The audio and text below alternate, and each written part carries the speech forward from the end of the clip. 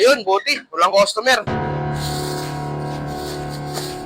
Ay, nakakapagod talaga. Sa bagay, Sabado pa lang ngayon, kaya pala ang daming customer. Pag itong barbero na to, di ba, ginupitan, ipapasarado ko talaga itong barbershop na to eh.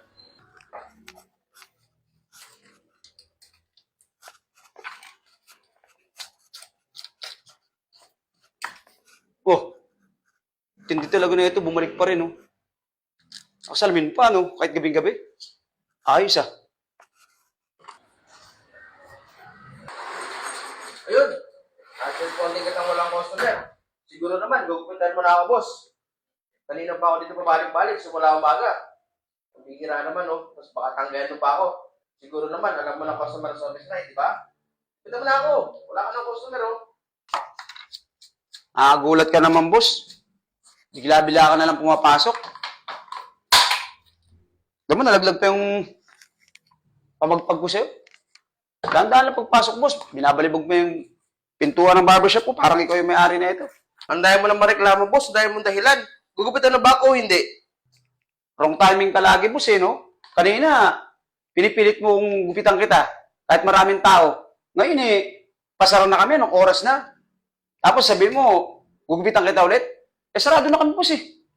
Ano magsasarado ka na? Simula umaga hanggang gabi, nandito ako. Pambihira naman, boss, oh. May nakapagsabi sa akin na dito raw, magaling daw gumupit. Gusto kong subukan kung totoo yung sinasabi nila. Ba't di mo ako subukan gupitan para malaman kung totoo?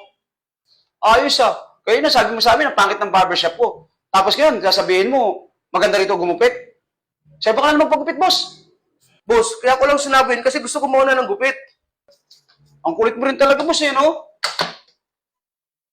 Sige na nga. Ano bang klaseng gupit ang gagawin ko rin sa buhok mo, boss?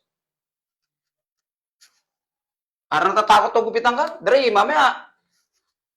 Pagpakit yung ginawa kong gupit sa'yo, eh, sisihin mo pa ako. Sabi ka na lang, boss, magpagupit. Ayaw sa gusto mo, upo na ako dito. Simple lang naman ang gupit ko eh. Hindi naman mahirap eh, oh. Ganito lang, oh. I-extend mo lang dito. Parang clean cut lang. Yung parang ganito lang, oh. Malinis lang, oh. Yung ganyan, oh. Oh. Simple lang eh. Kaya-kaya mo yan. Kaso nga, kinakabahan ako, boss, eh, oh. Dre kasi yung buhok mo. Mamaya, pag ginupitan ko to, baka magputok-putok, boss. Hindi ko alam kung anong diskarte rito, boss, eh.